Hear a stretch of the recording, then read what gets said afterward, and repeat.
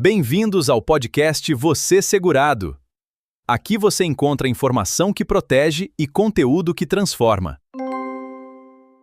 Eu vejo que tem algumas mudanças que são feitas e elas não são totalmente pensadas com relação às contribuições previdenciárias, né? No caso da criação do MEI, por exemplo, né?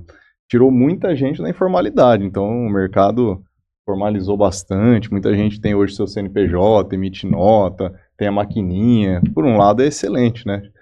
Sem dúvidas. Mas, por outro lado, a arrecadação para a Previdência diminuiu muito, né? Hoje a pessoa paga lá um valor muito baixo, né, mensalmente, se ele pagar o mínimo do MEI ali. E isso reflete também no custeio, né? Reflete depois na Previdência, né?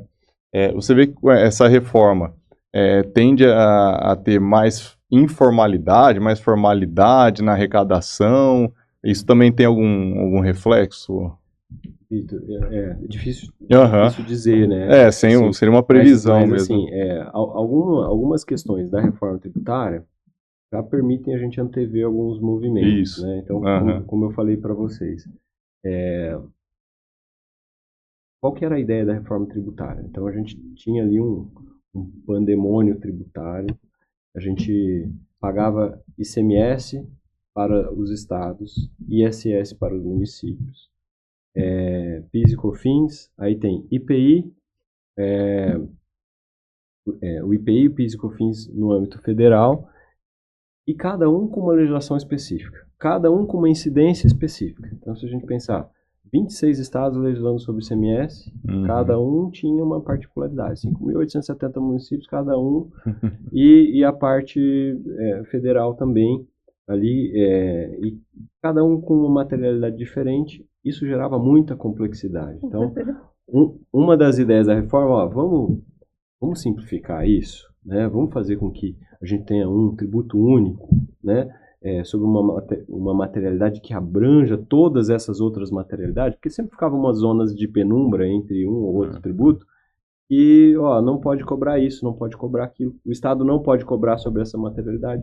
Então a ideia era, vamos fazer um tributo bem abrangente. Aí veio a ideia, né, trazida ali de alguns modelos internacionais, de um imposto sobre o valor adicionado. Então, a ideia original era essa, mas aí no Brasil tudo vira jabuticaba, né?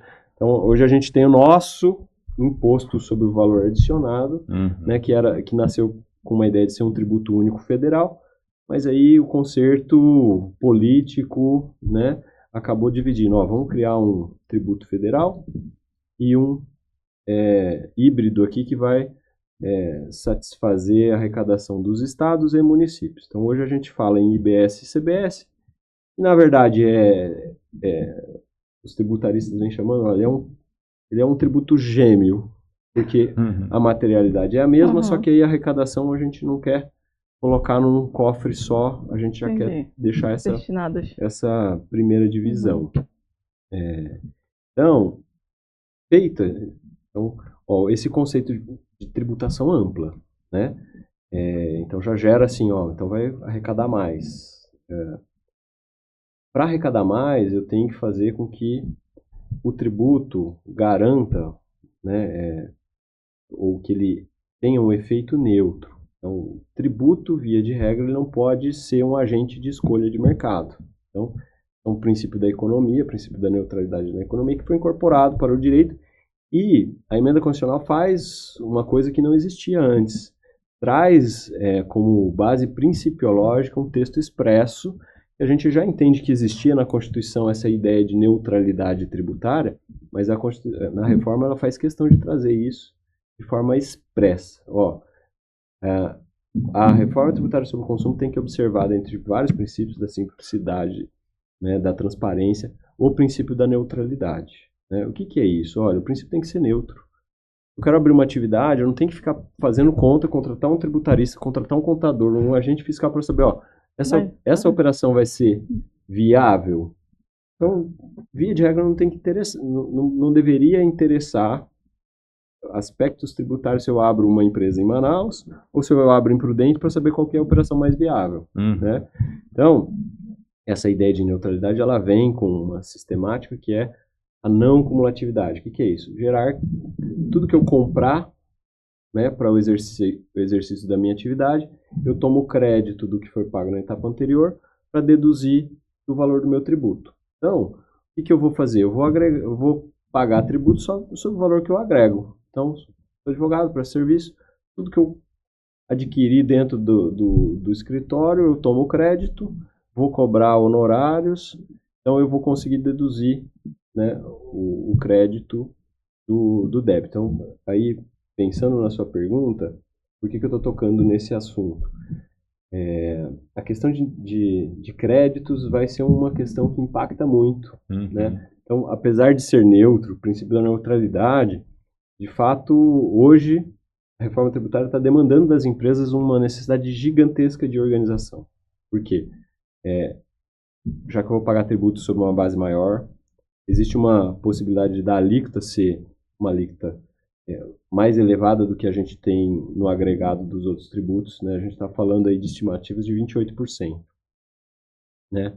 A PIS/COFINS é 9%, o ICMS é 17%, o ISS varia ali de 2% a 5%, quem paga ISS não paga ICMS, então a gente fala ali de 11% a 15% para prestadores de serviço, para quem comercializa ali 17%, 20%, 24%, e a gente fala de um agregado de BS e CBS de 28%.